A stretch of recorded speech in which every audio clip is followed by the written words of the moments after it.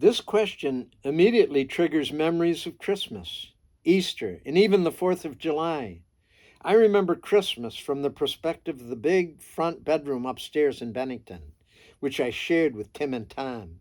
It was Christmas Eve, and Mom had sent us to bed and was busy putting out the gifts for Christmas morning. Tim and Tom and I admit myself were all beside ourselves about what Santa would bring us. We couldn't sleep and took turns creeping to the top of the stairs to see what was going on downstairs. Mom and Dad were busy arranging the presents on various chairs for each one of us so that when we came rushing down the stairs in the morning, we could be directed to our small pile of gifts. In the old house, they could hear the floor creak at the top of the stairs, and after scolding us back to bed for the 15th time, their exasperation with us began to wear out. And I remember Mom's voice and admonishment that we really didn't deserve any gifts because of our behavior. Thinking back on this interaction draws a smile from me now about my parents and their grueling conventional interchange of love with us. No, despite all that, Christmas was not my favorite holiday.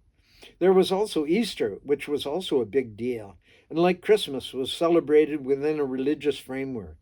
On Christmas, there was a tradition of midnight mass and the birth of Christ, and for Easter, it was his resurrection after his death celebration just that previous Friday. The reality that touched us, however, was the fact that we got candy when we got up on Easter morning. Cavities be damned, that was a coin that we understood and related to. No, that was not my favorite holiday either. The 4th of July was good. It didn't have the abysmal grinding tedium of religion about it. It was warm, and the community was out and moving about, and everyone, without exception, seemed to agree that it was a good day and reason to celebrate.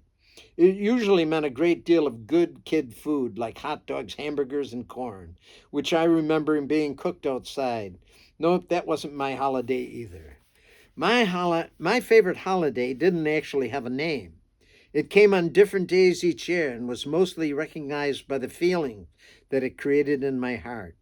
It was the last day of school, when the summer opened up before you with a promise of freedom and escape from the torment of school. I remember the realization as a kid of not having to put up each day with the Felician, those Polish nuns, and the persistent tyranny of a school schedule.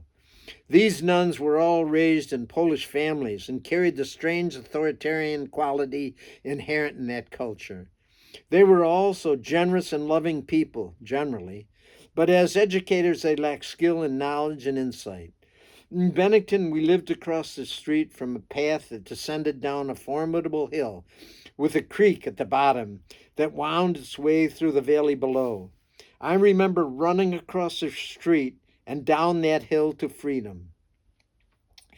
I would spend entire days down at the creek or in the nearby woods, exploring the local train as well as the inner landscape of the young kid that I was. There was freedom and sanity that whispered to me from all sides. I hunted snakes and frogs, built dams across the creek, and went swimming when I wanted to. It saved and protected me from a society that irritated, annoyed, and befuddled me. It was a reality cushion that protected my mental health. That's why the last day of school was my favorite holiday.